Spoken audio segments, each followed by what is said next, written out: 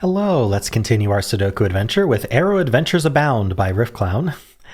So it's not double arrow, it's arrow today. But we've been having a fixed schedule the past few days because Riffclown always gets Riffclown did number 1, 51, 101, 151, and now Riffclown gets 201. So that's just how the cookie crumbles. And Riffclown loves arrows, so we get an arrow puzzle today.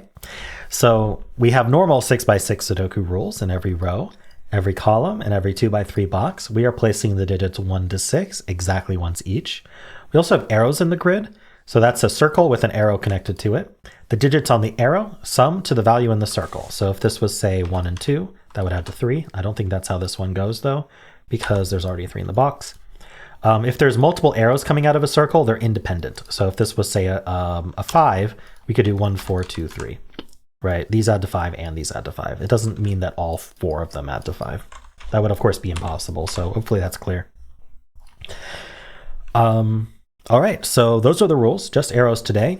There's a link in the description if you'd like to try the puzzle yourself. And I'm going to get started right now. All right, I know Riffclown loves geometry, and the first thing I'm seeing is that this cell, let's call it green, it can't repeat in the column and it can't go on its own arrow. Because if it went on its own arrow, it would have to be with a 0. So green is here. I'm just going to point that out because, and this is purple. Purple's down here. Green and purple are not necessarily different digits, though. In fact, they could very well be the same digit as each other. But I just wanted to point that out. Because actually what this does is, it's because Riffclown loves geometry and I don't want to miss it.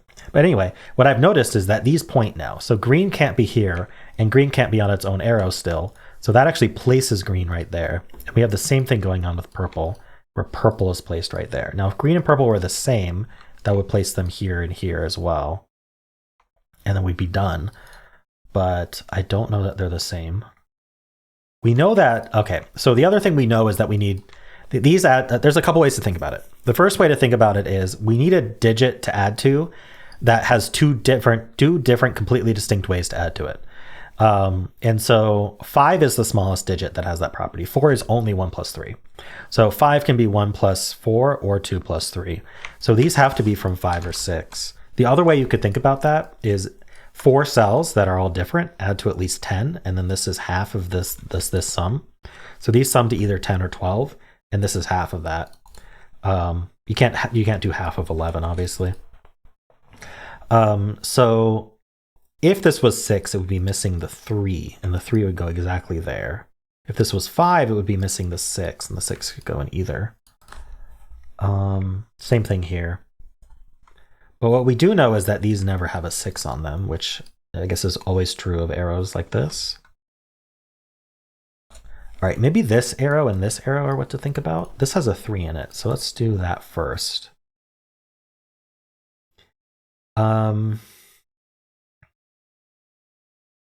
So this is at least 1 plus 2, but that would make it add to 3, and that's no good. And it can't be 1 plus 3 or 2 plus 3. So it's at least 1 plus 4 adding to 5. Interesting. So is this another 5, 6? I think it is, and I think that's important. Let's just double check. If this wanted to add to 4, it would have to be 1 plus 3, and that doesn't work. If it wanted to add to, it can't be a 3, and it can't add to 1 or 2. Oh, yeah. So it's pretty trivially 5 or 6 only, if you think about it the right way. And we end up with this L-shaped pattern on 5, 6 pairs, which does make green and purple the same digit as each other. So let's just replace all our purples with greens, and then now we see this green looks down, makes this green, and then this green looks up and makes this green. And we know all the greens are a 5, 6. If we want to, we can make this purple to show it's the other one. Not sure how helpful that is, but if we can prove that purple goes on one of these arrows, then that'll prove that purple is 5, but we don't know that that's true. So if this was 5, it would have to be 1 plus 4. If it was 6, it could not be 1, 5 because of the 5, 6 pair, so it would have to be 2, 4. So this always has a 4 on it, interestingly. Do we want to think about this cell then? I'm not sure it's as limited because there's no 3 in this box. This could be 1, 2, 3. It could be 1, 3, 4. Well, it can't be a 4. So I guess it's 3, 5, or 6. We can't use uniqueness here even if we wanted to because these have arrows attached to them.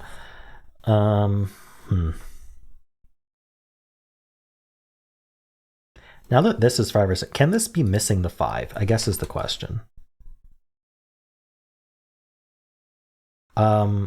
Certainly could be missing the 5 if they add to 5.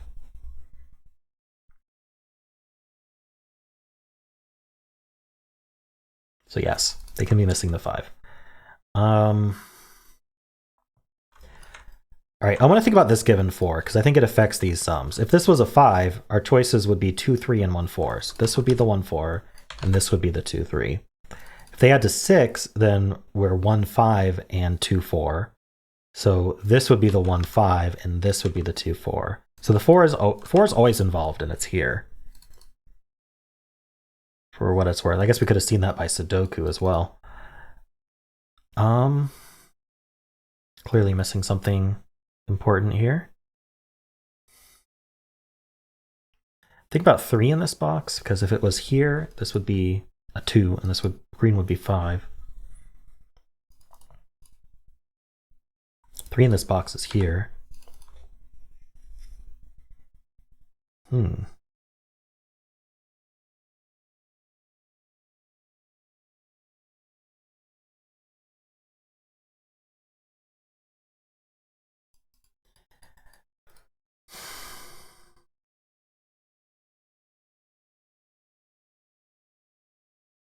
I thought with this geometry I would have gotten Riffclown's point, but clearly I haven't quite gotten the full point yet. Purple is almost on this arrow in this box. Oh, interesting. Very interesting. So I was just saying, okay, I want to try to get purple on this arrow, right? Because green's never going to be on them. Anyway, but I think I have. So watch this. This purple looks up into this box, and purple is not green by definition. So purple is in one of these. I'm actually going to mark that. Now, if purple is here, it's on the arrow, and that makes green 6 and purple 5. The other option is purple's here. Well, if purple were here, that looks into this box. Purple's not green. It puts purple on this arrow. So no matter what, purple's on one of these arrows, which means green has to be 6, which is not surprising, but at least we figured it out. And so that makes this 5. If this is going to add to 5, that has to be 1 plus 4. This is no longer 6. I don't think I need any of these colors anymore.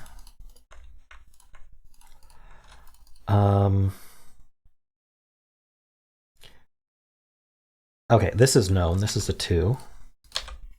That leaves a 1, 4 pair. So these are 3 and 5. Can't put a 3 on a 6 arrow, so that's a 5. That's a 3. 5 plus 1 is 6. That means this is 2 plus 4. Oops. We know the order. That's a 4 with a 2. Right, we knew what this would be. This doesn't use the 3. This is 1 plus 5. That makes this the 3, which I did say would happen if this was 6. Yeah, this is I think we've got it. Maybe this 5 arrow is important though. It's either 2 plus 3 or 1 plus 4.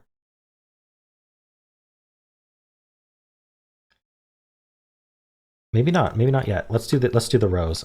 This is 2 and 4. Ah, there we go. That made it easy. This is a 3. I don't even know which box to do. How about this one? 2 and 4. This box needs a 1 and a 5. This box needs a 2.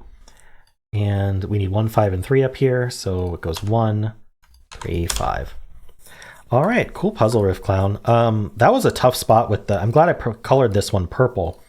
That was a tough spot though, that purple always ended up on this arrow. I wonder if there was a cleaner way to see that, or a more obvious way to see that, but that was neat regardless. So thank you, Riffclown. You always have some interesting geometry in your arrow puzzles, which I appreciate. Hopefully you enjoyed this as well. If you did, then why not leave a like, subscribe, and a kind comment below.